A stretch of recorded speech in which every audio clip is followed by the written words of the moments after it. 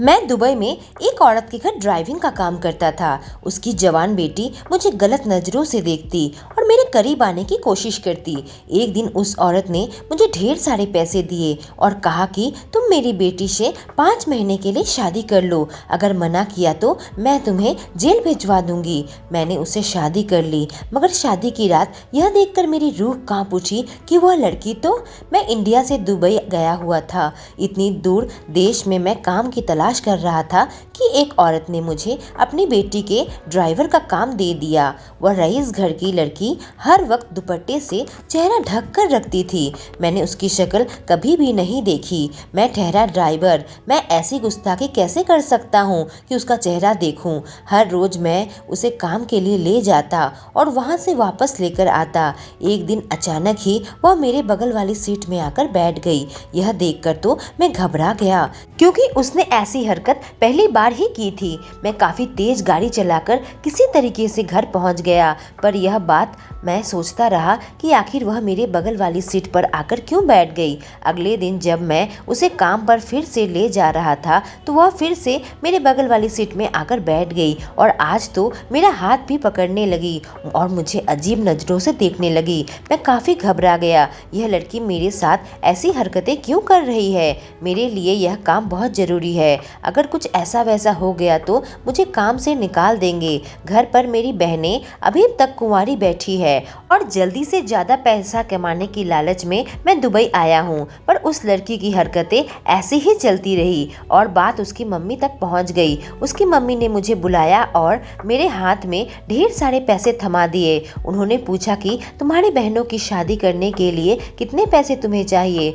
मुझे कुछ समझ नहीं आ रहा था कि क्या जवाब दूं। मैंने कहा, मालकिन मुझे तो लाखों रुपए चाहिए। उन्होंने कहा कि मैं तुम्हें सारे पैसे दे दूंगी, लेकिन उसके बदले में मेरी एक शर्त है कि तुम मेरी बेटी से शादी कर लो। यह सुनकर तो मैं बिल्कुल ही चौंक गया। मैं इंडिया में एक लड़की को बहुत पसंद करता हूँ जो कि मेरे मोहल्ले में ही रहती है और मालकिन की बेटी की शक्ल तक नहीं देखी है, क्योंकि हर वक्त उसका चेहरा ढका हुआ रहता है और आंखों में भी सनग्लास पहनी हुई रहती है। तो मैंने मालकिन से इनकार कर दिया कि मैं उससे शादी नहीं कर सकता। अब मालकिन मुझे धमकाना शुरू कर दिया कि अगर तुमने शादी से इनकार कर दिया तो मैं तुम पर झूठा इल्जाम लगवाकर तुम्हें जेल भिजवा दूंगी। यह सुनकर मैं काफी घबरा गया, क्योंकि मैं इस शहर में किसी को भी नहीं जानता हूँ और दुबई की पुलिस अगर मुझे गिरफ्तार कर ले तो यहाँ का कानून बहुत सख्त है।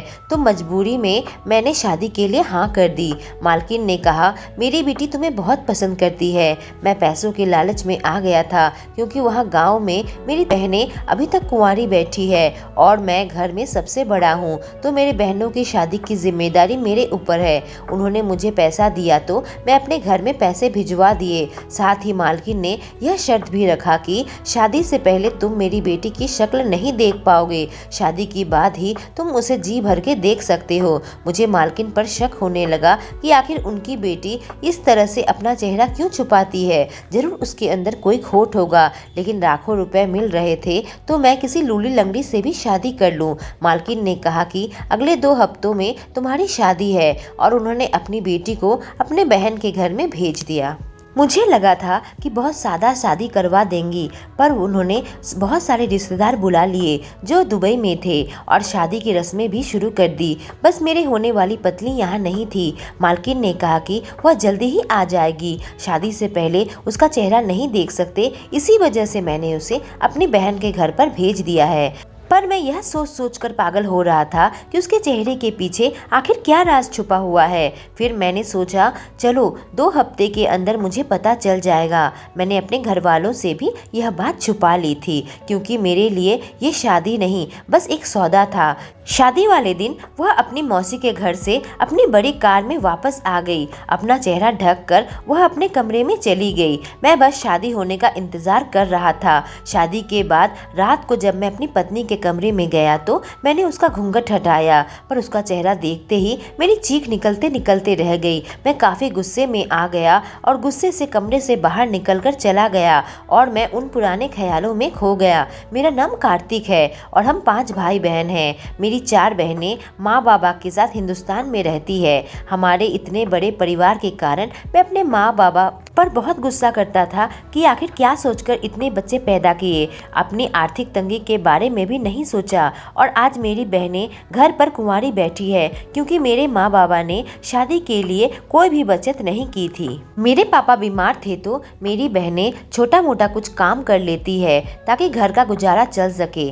मैं बीएससी पास करके अपने लायक कुछ काम ढूंढ रहा था पर मुझे कुछ भी काम नहीं मिल रहा था क्योंकि हिंदुस्तान में तो लाखों पढ़े लिखे लोग बेकार बैठे रहते हैं। तभी एक आदमी ने मुझे ड्राइवर के इंटरव्यू के लिए बुलाया। मैं इंटरव्यू देने गया तो मुझे 6 महीने के लिए काम पर रख लिया। उन्होंने अपनी बेटी सीमा के ड्राइविंग के लिए मुझे रखा था, जिसे मैं सुबह काम पर छोड़ आया करता था और शाम को वापस लेकर आ जाया करता था। इसके अलावा मैं बाकी टाइम फ्री रहता था और जब कभी सीमा शॉपिंग पर जाती थी तो मैं उसके साथ जाता था। वह काफ़ी कम उम्र की लड़की थी पर उसके चेहरे में हमेशा मास्क पहनकर रहती थी। दिल्ली में उस समय बहुत पोल्यूशन था। मैं सोचता इसी वजह से शायद वह मास्क पहनती है। मैंने कभी सीमा की ओर आंख उठाकर नहीं देखा और ना ही उसने मुझसे कभी कुछ बात की। मुझे लगता कि मालिक की बेटी बेजुबान तो नहीं। मेरे दोस्त कहते कि यह तो काफी अमीर घर की लड़की है, अगर तू उसे पटा ले तो तेरी जिंदगी बन जाएगी। पर मुझ में इतनी हिम्मत नहीं थी कि मैं सीमा की ओर आंख उठाकर भी देखूं या उससे बात करूं। लेकिन इसी बीच मेरे पापा गुजर गए थे और मुझे काम में छुट्टी चाहिए थी तो मैं सीमा से कहा कि मुझे एक दिन के लिए छुट्टी चाहिए। वह सिर्फ हाँ में सिर हिलाया और कुछ भी नहीं कहा। अब मुझे शक होने लगा कि कहीं यह सचमुच तो गूंगी नहीं। जब अगले दिन मैं काम पर आया तो सोचा कि आज तो वह लड़की मुझसे जरूर पूछेगी कि कल तुम काम पर क्यों नहीं आए। पर इससे पहले कि वह कुछ पूछती, मालिक ने मुझे बुलाकर कहा कि तुम कल काम पर क्यों नहीं आए। मैंने कहा, मालिक मैं तो मेम साहब से कह दिया था कि मैं एक दिन की छुट्टी लूंगा। दरअसल मेरे पापा गुजर गए हैं। उन्होंने कहा ठीक है कोई बात नहीं, पर तुम्हें छुट्टी की जरूरत हो तो तुम मुझसे पूछा करो, इससे कोई बात मत किया करो। मुझे समझ नहीं आया कि वह अपनी बेटी से इतने गुस्से में क्यों रहते हैं और उससे इतनी नफरत क्यों करते हैं। जब मैं उसे आज ऑफिस छोड़ने गया तो मैं उसके ऑफिस का साइन बोर्ड देखकर चौंक गया। वह किन्नर के ऑफिस में जा रही थी। जब मैं आज आसपास पता लगाया तो पता चला कि वह किन्नर को पढ़ाती है। उसे किन्नर से लगाव है तो उसने यह ऑफिस खोल रखा है और कई सारे किन्नर आकर उसके पास पढ़ाई लिखाई करती है और उसके बाद उन लोगों को कुछ काम भी दिया जाता है। मैंने सोचा इतना काम रहते हुए सीमा यह सब काम क्यों करती है, पर अब धीरे धीरे मेरी उससे बात होने लगी थी और वह मुझसे खुलकर बात करने लगी थी। उसने अपना मास्क भी अब हटा दिया था और देखने में भी ठीक ठाक थी। हम दोनों के बीच में अब लगाव होने लगा और उसे लेकर मैं घूमने फिरने चला जाता था। पर मालिक को शक हो गया। एक दिन मालिक ने मुझे बुलाया और कहा कि तुम मेरी बेटी सीमा के साथ चक्कर क्यों चला रहे हो, तुम्हें पता भी है उसकी असलियत क्या है। अगर पता होता तो तुम यहाँ से भाग खड़े होते। मैंने कहा मैं सीमा को बहुत पसंद करता हूँ और उसकी शादी करना चाहता हूँ। उन्होंने कहा तुम्हारा दिमाग खराब हो गया है क्या, वह कोई लड़की नहीं है, मेरी बेटी एक किन्नर है। मालिक ने सही कहा था। यह सुनते ही मैं वहाँ से भाग खड़ा हुआ। मैंने वह नौकरी भी छोड़ दी थी। दोबारा सीमा से कभी नहीं मिला। सीमा ने मुझसे इतना बड़ा धोखा किया। उसने अपनी सच्चाई नहीं बताई और मैं भी इतना बेवकूफ था कि मैं उसे किन्नर के साथ रहते हुए देखा, उनकी जिंदगी संवारते हुए देखा,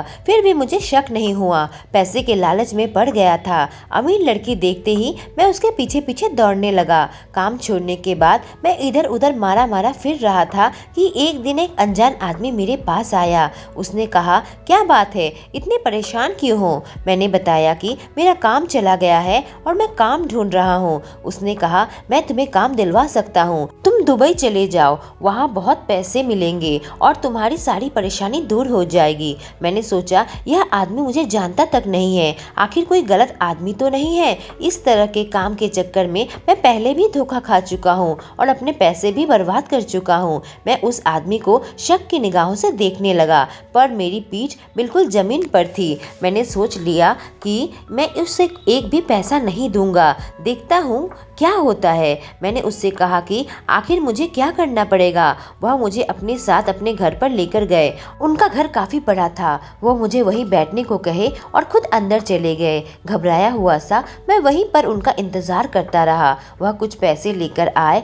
और मुझे दे दिए और कहा कि तुम अपना पासपोर्ट बनवा लो, मैं वीजा लगवा दूंगा और तुम्हें दुबई में काम पर लगवा दूंगा। मैंने तत्काल में अपना पासपोर्ट बनवा लिया और उस आदमी ने मेरा वीजा बनवा दिया और मुझे दुबई की एयर टिकट खरीद कर दी और एक पता दिया और कहा कि दुबई पहुंचते ही इस पते पर चले जाना, तुम्हें यहाँ काम मिल जाएगा। दुबई पहुंचने के बाद मैंने पॉकेट से वह पता निकालने गया तो वह कागज मैंने खो दिया था। तो मैं काफी घबरा गया कि एक अनजान देश में अब मैं क्या करूंगा। उस आदमी ने मुझे अपना फोन नंबर नहीं दिया था। फिर क्या, मैं वहीं पर छोटे मोटे काम करने लगा। किसी तरीके से मैं अपना गुजारा चलाने लगा। तभी मुझे एक आदमी मिला और उसने अपने घर पर मुझे नौकर के काम पर लगवा दिया। मैं वहाँ मन लगाकर काम करता था। एक दिन उसके घर में एक औरत आई और वह मुझे बहुत ही गौर से देख रही थी। अगले ही दिन मालिक ने मुझसे कहा कि तुम्हें अब उस औरत के घर पर उसकी बेटी के ड्राइवर का काम करना होगा। मेरी तनख्वाह काफी अच्छी खासी थी तो मैं उस औरत के घर पर चला गया था और वहाँ ड्राइविंग करने लगा। पर मुझे क्या पता था कि वह औरत अपनी बेटी से मेरी शादी करवा देगी। और आज जब घूंघट उठाकर मैंने उसकी बेटी का चेहरा देखा तो वह कोई और नहीं बल्कि सीमा थी। उसने अपनी किन्नर औलाद से मेरी शादी करवा दी और मेरी जिंदगी खराब कर दी। मैं बहुत ही गुस्से में वहाँ पर खड़ा था। तभी मालकिन मेरे पास आई। मैंने कहा, आपने मुझे इतना बड़ा धोखा कैसे दे दिया। मैं सोच भी नहीं सकता कि आपने मेरे साथ इतना बड़ा धोखा किया है। आपने मेरी शादी किन्नर से करवा दी। उन्होंने कहा, तुम जैसा सोच रहे हो ऐसा कुछ भी नहीं है। सीमा की असलियत कुछ और ही है। तुम्हें गलतफहमी हुई है। तुम्हें मेरी पूरी बात सुननी पड़ेगी। पर मैं इतने गुस्से में था कि मैं कहा, मैं आपसे कुछ भी नहीं सुनना चाहता, मैं सब कुछ जानता हूँ। उस औरत ने कहा कि तुम्हें लाखों रुपए दिए हैं, 5 महीने तक तुम्हें मेरी बेटी के साथ रहना होगा और अगर उसके बाद तुम्हें वह अच्छी लगे तो तुम उसके साथ रह सकते हो या फिर तुम चाहो तो उसे तलाक दे सकते हो और अपने देश वापस जा सकते हो। लेकिन तुमने अगर मेरी बेटी को छोड़ दिया तो तुम अपनी जिंदगी की सबसे बड़ी गलती करोगे और उसका पछतावा तुम्हें हमेशा ही रहेगा। मुझे समझ आ चुका था कि वह बस मेरे दिल जीतने के लिए यह सारी बातें कर रही थी।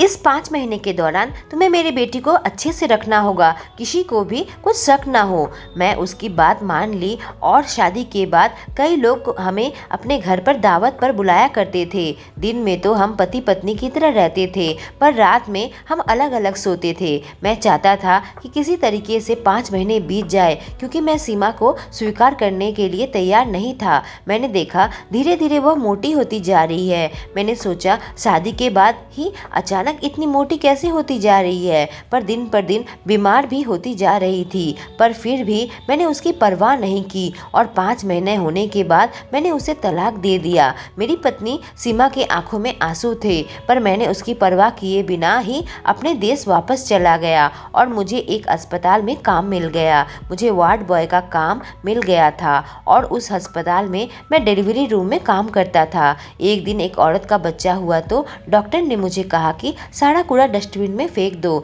जब मैं वहां सफाई करने आया तो मैंने देखा एक औरत वहां से शिफ्ट की जा रही है। मैं उस जगह को साफ करके उस औरत के पास बख्शिश लेने पहुंचा। उसका चेहरा देखकर तो मेरी आंखें फटी की फटी रह गई। वह कोई और नहीं बल्कि सीमा थी और उसके गोद में एक मासूम सा बच्चा था। मैंने नर्स को बुलाकर पूछा कि यह औरत कौन है। उन्होंने कहा, यह सीमा है और उसको बेटा हुआ है। अगर यह बच्चा सीमा का है इसका मतलब तो यही हुआ ना कि यह किन्नर नहीं है। मैं सीधे सीमा के पास पहुंच गया। मुझे देखकर बिल्कुल चकित हो गई। मैंने कहा, सीमा तुम यहाँ क्या कर रही हो और यह बच्चा। तभी सीमा के माँ और पापा वहाँ आ गए। उसके पापा ने कहा कि जब तुम सीमा को छोड़कर चले गए थे, जब वह इंडिया में थी तो कुछ लोगों ने उसे अगवा कर लिया था और उसके साथ गलत काम किया था, पर सीमा किन्नर थी तो उसे कुछ नहीं होता। इसी वजह से मैंने उसे उसकी माँ के पास भेज दिया। अब मैं उसकी माँ से पूछा कि अगर वह किन्नर है